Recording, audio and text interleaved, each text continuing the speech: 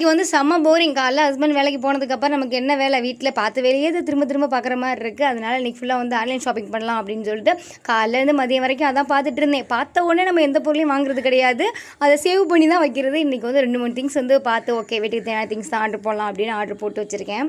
இதை பார்த்துட்டு ஹஸ்பண்ட் என்ன சொல்ல போகிறாங்கன்னு தெரில. இந்த வெயிலில் வந்து நான் கடைக்கு போகிற சுத்தமாக இன்ட்ரெஸ்ட் இல்லை. ஆனால் இந்த பையன் இருக்கான வீட்டில் எல்லாம் இருந்தால் எதுவுமே கேட்க மாட்டான். இன்றைக்கி சேமியா பாக்கெட்டை பார்த்துட்டு பாயசம் செஞ்சு கொடுமா அப்படின்னு கேட்டிருந்தான். கடைக்கு தான் சவரிசி வாங்கலான்னு போயிருந்தேன். அங்கே கடை ஓப்பனில் இல்லையா, ஸோ எதுவுமே வாங்க முடியல. வீட்டிலே கொஞ்சம் தேடி பார்த்துருக்கலாம். என் வீட்டில் முன்னே வாங்கினது கொஞ்சம் இருந்துச்சு, ஸோ அதை வச்சு நார்மல் பாயாசம் தான் ரெடி பண்ணியிருந்தேன். ரொம்ப நல்லா இருந்துச்சு அப்படிலாம் சொல்ல முடியாது, நல்லா இருந்துச்சு, சாப்பிட்லாம், அவ்வளோதான்.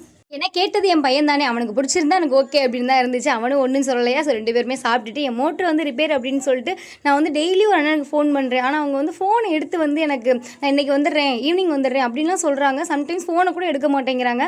வர்றேன்னா ஷோராக சொல்லலாம், அப்படி இல்லைன்னா வேற ஆள் வச்சு பார்த்துக்குங்க அப்படின்னு கூட சொல்லலாம். எதுவுமே சொல்ல மாட்டேங்கிறாங்க. இன்றைக்கும் பக்கத்து வீட்டு டேங்கில் இருந்தால் தண்ணி எடுத்து ஊற்றிட்டு இருந்தேன். ஈவினிங் போல் அப்படியே நாங்களும் ஒரு இடத்துக்கு கிளம்பிட்டோம். எங்கே போனோம் அப்படின்ட்டு நெக்ஸ்ட் வீடியோ பார்க்கலாம். பாய்.